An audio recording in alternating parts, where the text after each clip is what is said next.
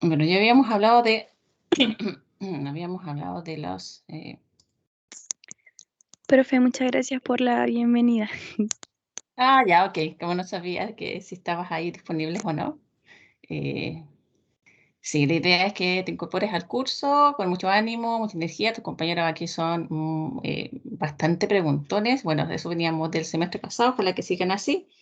Y las dudas que vengan las pueden hacer directamente. Bueno, entonces lo que habíamos hablado, sí, para poder empezar ya con la clase, habíamos hablado de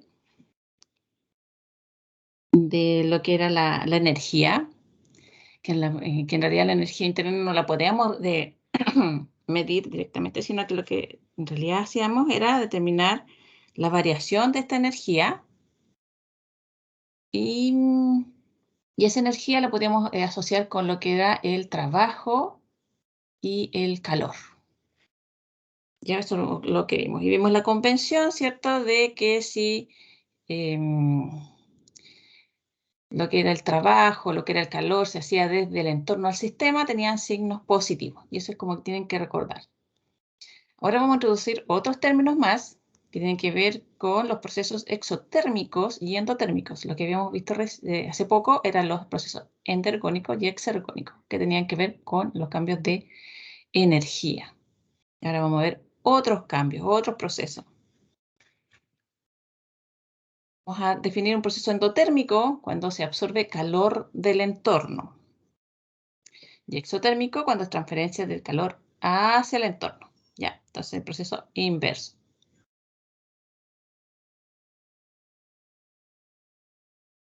Ahí tenemos, recuerden, procesos endotérmicos y procesos exotérmicos. Entonces, ¿cuál es lo que define? Es por a dónde o cómo se transfiere el calor. El calor es el que se está moviendo desde del sistema o el entorno o viceversa. Entonces, vemos aquí, en este primer ejemplo que tenemos que estoy mostrando, es que, se fijan, el calor viene desde el exterior, desde el entorno, hacia el sistema, que nuestro sistema sería esta bolsa de enfriamiento, que muchas veces se utiliza para una fractura o dolor o algún movimiento malo que se realizó, por ejemplo, en la mano. Entonces tenemos un proceso endotérmico porque el sistema está adquiriendo ese calor, desde el entorno hacia el sistema. Al contrario, aquí tenemos otro sistema, nuestro sistema está irradiando en este caso, entonces nuestro sistema está transfiriendo el calor hacia los alrededores. Por lo tanto, eso es un proceso exotérmico. ¿Ya? Entonces tiene que ver con lo que es el calor, si es que está ingresando a nuestro sistema o si está saliendo de nuestro sistema. Ya habíamos definido sistema en la clase anterior. Bueno, aquí tenemos un ejemplo de un sistema, no sé si se alcanza a apreciar, pero aquí son rieles de tren y aquí estamos produciendo una reacción y se ve mucha luz. ¿Será un proceso exotérmico o endotérmico? ¿Qué creen ustedes que está pasando ahí? Si me pueden decir. Exotérmico. ¿Por qué dice que es exotérmico? Porque el calor del metal fundido Ah, se disipa en el aire, por tanto después se enfría. claro, sí. Entonces, en primera instancia, ¿cierto? Está emitiéndose ese calor hacia el entorno. Entonces, sí, un proceso exotérmico. Es una reacción, la reacción de termita, que es la que se realiza entre el óxido de aluminio entre el óxido de hierro y el aluminio. Y es una reacción que después de aplicar una cierta chispa se empieza a producir, libera mucha energía suficiente para llegar a fundir el hierro, y ese que se utiliza para hacer las uniones de las líneas de tren. Las líneas de tren no son infinitas, son pedazos y se tienen que agregar uno al otro. Tenemos esa reacción. Entonces estamos viendo los procesos en donde, en este caso, estamos viendo transferencia hacia em, hacia el entorno o los alrededores. Proceso exotérmico. Bueno, una cosa importante, que es súper interesante, es que Bueno, sabemos que para el caso de la energía, nosotros vemos la variación. Ahora, esa variación de la energía, voy a poner una cosita aquí para poder escribir.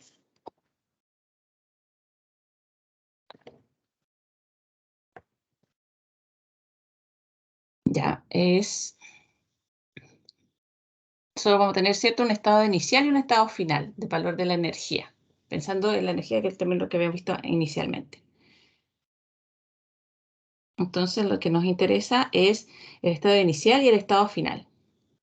Nos imaginemos este señor, ¿cierto?, que en un principio va a empezar aquí a caminar y va a subir, va a pasar de este estado de los 0 pies de altura y va a empezar a caminar, ¿cierto?, y recorrer hasta llegar aquí al final, ¿cierto?, en la punta del cerro. Entonces tenemos una variación de altura y esta variación de altura corresponde a los 10.000 pies.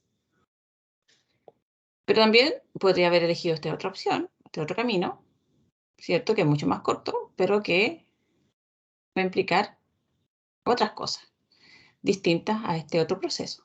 Pero también llegamos a los 10.000 pies. O sea, la variación, el delta, es el mismo. Ahora, cómo se produjo, o cómo llegó a la punta del cerro, puede haber sido a través del camino A o a través del camino B. Entonces, pero independiente del camino que haya elegido, la variación de altura, en este caso, es la misma. Entonces, cuando esto ocurre, cuando solamente interesa el estado inicial, o sea, aquí partió y aquí terminó, pero que es independiente del camino que utilizó para llegar del estado inicial o al estado final, independiente de cómo lo hizo, los estados inicial y final son los mismos, la variación es igual. Estamos frente a lo que se denomina una función de estado. Una función de estado, como dice ahí, depende solamente de las condiciones inicial y final, y no de cómo ocurrió ese cambio, que si lo podemos asociar a la energía, sería nuestro delta E. Entonces, una función de estado va a ser una función solamente que depende del estado final y el estado inicial. ¿Ok? Entonces, debido a que, bueno, y la variación de la energía es una función de estado. Entonces, eso nos sirve para poder estimar, o sea, llegar a elegir un camino de los todos posibles que puedan ocurrir. Podemos elegir uno que nos conviene para hacer ciertos cálculos, porque independiente del camino que uno elija, la variación va a ser siempre la misma. Por eso es interesante saber cuáles son funciones de estado en termodinámica. Ahora ya sabemos, la variación de la energía es una función de estado, o sea, nos interesa el estado final y el estado inicial. Por ejemplo, aquí tenemos, ¿sí? Dígame.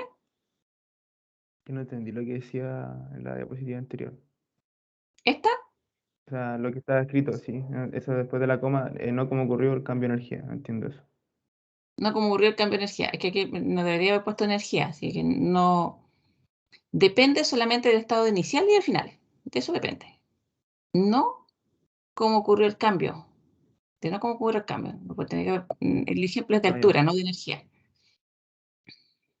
Ya, pero como Ya. la energía también es función de estado, entonces quedó con energía. Tenía la cabeza pensando una cosa y quería decir otra. Pero es la variación, ¿cierto? El estado inicial y final. Ahora, ¿cómo hizo este recorrido o ese cambio, que podría ser de energía, porque la energía es una función de estado, va a ser independiente? Siempre el estado final y inicial va a ser el mismo, independiente, ¿cierto?, del camino que se eligió.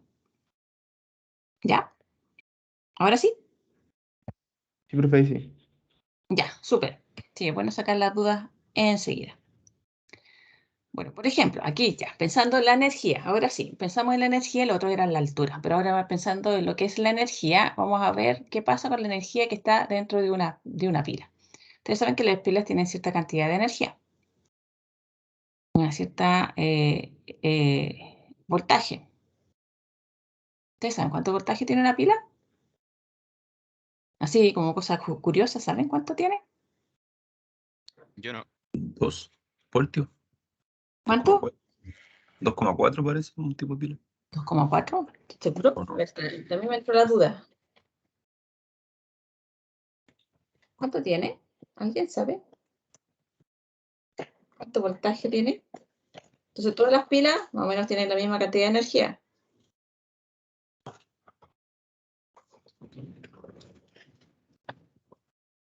Y ustedes saben que hay doble A, hay triple A, ¿cierto?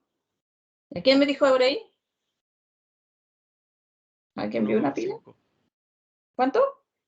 1,5 voltios. Sí, 1,5. Esa es la que tiene una pila.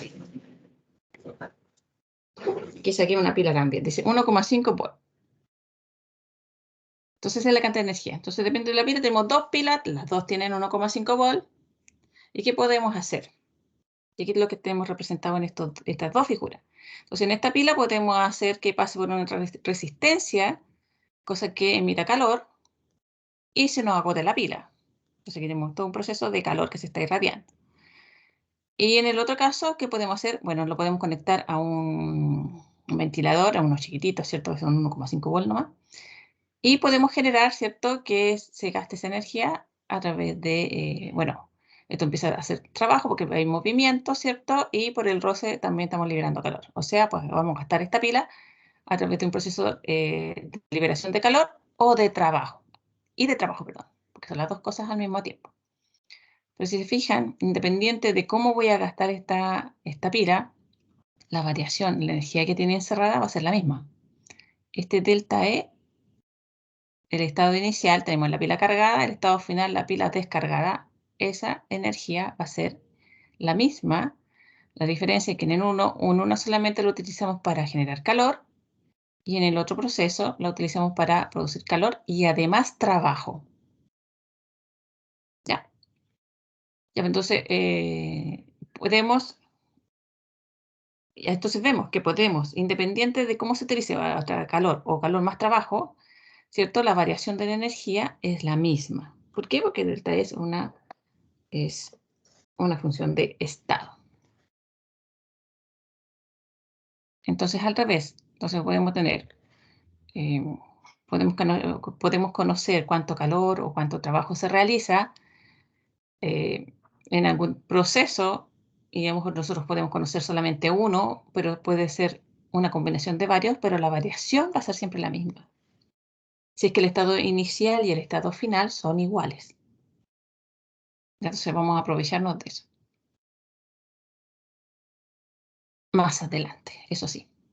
Ahora, vamos a hablar otra cosa también hoy día, que es lo que es la entalpía. ¿Qué será la entalpía? Vamos a ver. Bueno, vamos a asociar ahora estos cambios de calor a las reacciones químicas. Entonces, las reacciones químicas pueden absorber o liberar calor. Entonces, de eso lo vamos ahora a expresar de alguna manera y eso lo vamos a hacer a través de lo que es la entalpía. Aquí tenemos un esquema en donde tenemos una reacción química. Aquí tenemos zinc más ácido clorhídrico y lo que vemos es que empieza el zinc a reaccionar con el ácido clorhídrico, el zinc se oxida y se genera hidrógeno, porque el protón del ácido clorhídrico es el que se reduce. Y vemos que se empieza a formar el gas hidrógeno, sigue por este tubo, este hidrógeno sigue pasando aquí. Tenemos este vaso inicialmente estaba lleno de agua y teníamos este sistema, un tubo, ¿cierto? Con esta forma. Entonces el hidrógeno empieza a salir y se empieza a acumular acá. Entonces, ¿qué es lo que está haciendo nuestro sistema? Está generando, ¿cierto? Hidrógeno, empieza a producir vapor y también este proceso es muy energético, libera energía, libera calor. Ya nos vamos a centrar en la parte calórica, pero esta es una reacción que también, aparte de producir calor, también realiza trabajo. ¿Por qué? Porque está desplazando, ¿cierto? Está acumulando, está desplazando esta agua de aquí, entonces también está produciendo trabajo. Recuerden, lo que más vamos a ver en las reacciones químicas va a ser liberación de calor o absorción de calor y trabajo, calor y trabajo. Eso tiene que ver con la energía. Bueno, algunas de ellas, o sea, no todas las reacciones tienen esa capacidad de generar trabajo. Sí, algunas no. Y ese es el ejemplo de que digo aquí, que está puesto acá, que dice, se produce un gas y puede mover esta reacción que vemos aquí, la podemos aprovechar para, ya sabemos que como empieza a juntarse el hidrógeno, empieza a desplazar el agua, entonces podríamos utilizar eso para producir trabajo. Y lo vamos a ver recién aquí. Bueno, la reacción está escrita de esta manera, zinc más ácido clorhídrico, el protonio que se va a reducir, se produce la oxidación del zinc y se libera hidrógeno. Tenemos el esquema, esta reacción que la podemos determinar, podemos atrapar el hidrógeno, saber cuánto hidrógeno se forma, cuánto queda atrapado aquí, lo podemos calcular por estequiometría, eso ya lo podemos hacer, sabemos cuánto hidrógeno hay. Lo único nomás que hay que considerar que además de hidrógeno tenemos vapor de agua. Lo estamos haciendo en el vapor de agua, o sea, en agua. Bueno, entonces, ¿cómo podemos demostrar entonces que se produce trabajo? Bueno, aquí tenemos un sistema ya más cerrado, ¿cierto? Tenemos el zinc, tenemos una solución de ácido clorhídrico, vamos a agregar el zinc, va a ocurrir la reacción, se formará hidrógeno, y el hidrógeno va a empezar a escapar, y tenemos nuestro pistón movible, entonces se va a empezar a expandir una vez que se forme el hidrógeno. Libera hidrógeno y esto empieza a subir. Entonces tenemos un movimiento, ¿cierto? Crecimiento de este pistón, aumento del volumen, ¿cierto? Desde nuestro sistema hacia el entorno, estamos realizando trabajo del sistema hacia el entorno. ¿Eso tendrá signo positivo o tendrá signo negativo de trabajo? ¿Se acuerdan? La convención de signos. Si es nuestro sistema hacia el entorno que está realizando un trabajo, va a ser de signo positivo o de signo negativo. ¿Alguien se recuerda? Exacto, va a ser de signo negativo. Ya porque del sistema sobre el entorno. Bueno, este trabajo se denomina trabajo presión-volumen, que es uno de los trabajos que se utiliza bastante en química, porque muchas de las reacciones liberan gas, no necesariamente hidrógeno, pero liberan gas. Entonces, el trabajo se realiza sobre el entorno. Eso cuando la presión es constante. Entonces, la presión que tenemos aquí siempre va a ser constante, la presión atmosférica. Entonces, ¿qué tenemos? Bueno, cuando la presión es constante, tendremos que nuestro trabajo es igual a menos presión por la variación de volumen. Podemos definir nuestro trabajo. ¿Ya? ¿Se acuerdan? Entonces, nuestro trabajo va a ser igual a menos la presión por la variación del volumen. Ahora, entonces, recordemos, la entalpía representa el flujo de calor, ¿cierto? Cuando tenemos una presión constante, lo estamos asociando a nuestros cambios químicos. Entonces, en realidad, nuestra entalpía, que va a ser, por convención, es letra H para la entalpía, va a ser igual a la energía más presión por el volumen. Pero en realidad, lo que uno ve es la variación de la entalpía. Y lo importante y lo que es súper interesante es que la entalpía es función de estado. ¿Y qué significaba que era función de estado? ¿Qué significa que sea función de estado? ¿Qué va a implicar que sea función de estado la entalpía?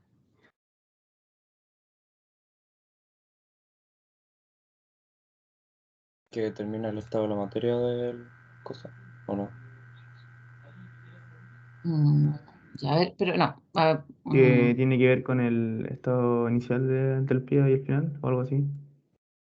Sí, tiene que ver con eso. Es que solamente nos interesa saber en qué estado inicial estaba el sistema y en qué estado final termina nuestro sistema.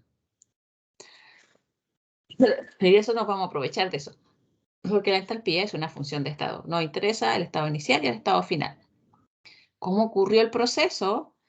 Independiente de eso, esa variación va a ser la misma, mientras que el estado inicial y final son lo mismo.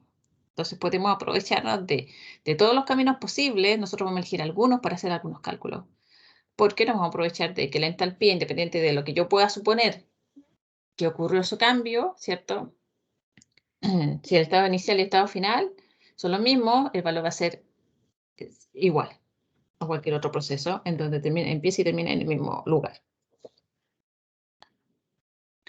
Bueno, ahora sí, bueno, tenemos que nuestra entalpía es igual a la energía más la presión por el volumen.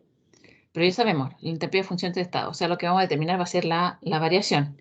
Y si el proceso además ocurre a presión constante, entonces nuestra variación de la entalpía va a ser igual a la variación de esta suma, de E más P por B. Nos aplicamos la variación de la energía, empezamos a multiplicar, variación por la energía nos queda delta E más, si la presión es constante, sale como, se mantiene constante, sale de nuestra variación y queda multiplicado por la variación del volumen. O sea, la variación de la entalpía es igual a la variación de la energía más presión por la variación de volumen. Eso es la entalpía. Considerando la energía, la presión y el volumen. Es así. Ahora, consideremos algunas cosas. ¿Cómo? Ya sabemos de lo que habíamos visto antes, que la variación de energía es calor más trabajo. Sabemos también que el trabajo es igual a menos presión por la variación del volumen. Y entonces, ahora sabemos, si reemplazamos estas dos expresiones en delta H, que es igual a la variación de energía más la presión por la variación de volumen, reemplazamos estas expresiones acá. Oh, disculpe. Reemplazamos la variación de energía y sabemos que el trabajo es P por delta V. Reemplazamos aquí.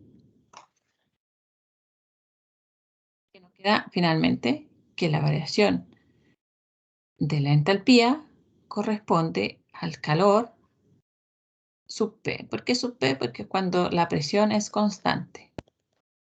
Entonces, en realidad, lo que pasa es que si la presión es constante, la entalpía corresponde al calor. Por eso no estamos asociando directamente el delta H con el calor. Pero esto es verdad si la presión es constante. Entonces nos vamos a aprovechar de eso. Entonces tenemos que la relación de entalpía con el calor. Entonces, un delta H positivo, y ahí te vienen lo que son las convenciones. Si es positivo, el sistema habrá ganado calor del entorno y si es negativo, los alrededores ganan calor del sistema. Vamos a representar aquí. Entonces, ¿para qué? Para que va a ser más fácil recordar, pues, en realidad. Si tenemos nuestro sistema, el calor entra, ¿cierto? Del entorno, entonces el delta H va a ser positivo y va a ser un proceso endotérmico. Al contrario, si el calor sale de nuestro sistema al entorno, entonces nuestro delta H va a ser negativo y el proceso va a ser exotérmico. Esto se lo tienen que saber. Eso es la convención. Entonces tenemos, si el calor se transfiere del entorno al sistema, va a ser positivo y endotérmico. Y si libera calor, ¿cierto? Delta H va a ser negativo y el proceso va a ser exotérmico. Así que este esquema puede ser un pantallazo, lo imprimen y lo pegan ahí en la pared para aprendérselo y que no se les olvide. ¿Ya? Con eso claro, entonces vamos a ver un ejercicio donde me digan si el proceso es endotérmico o el proceso es exotérmico, con esta definición que tenemos aquí.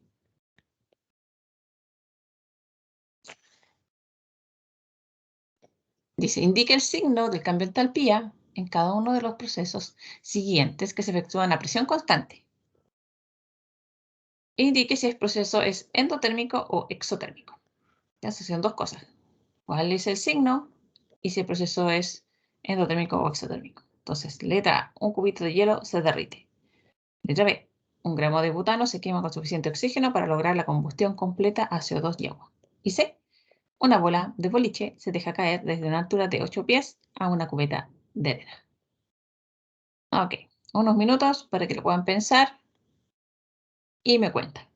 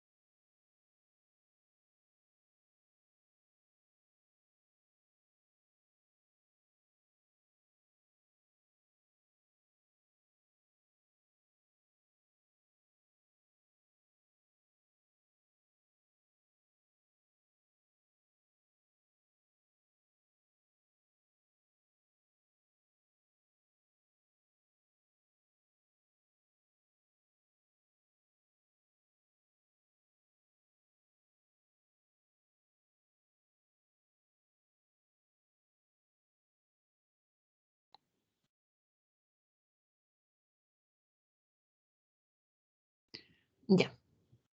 Pensar. Letra A. Tenemos un cubito de hielo. Este va a ser nuestro cubo de hielo. Se derrite. Ya se está derritiendo. ¿Qué pasa en este cubito de hielo? El proceso, ¿cómo será la entalpía? ¿Cuál será el signo de la entalpía? ¿Positivo o negativo? ¿Qué me pueden decir ustedes? Negativa. Negativo, me dicen por aquí. Positivo, ¿no? Digo, no sé, pues ahí te pregunto. ¿Positivo o negativo? Ya, está puesto ahí en el chat. Lo pueden ver, ojalá que lo puedan ver. No, pues creo que es positivo, profe. Ya, entonces a ver, voten los que dicen positivo y voten los que dicen negativo. Y ahí vemos qué pasa.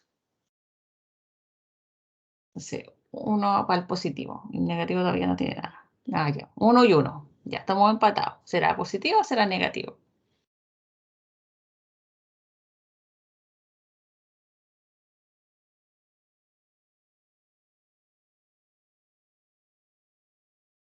Ok, pensemos. El flujo de calor, eso es lo que nos va a definir. El flujo de calor. Si este fuera el flujo de calor del Q, ¿es del entorno al sistema o al revés? ¿Hacia dónde va?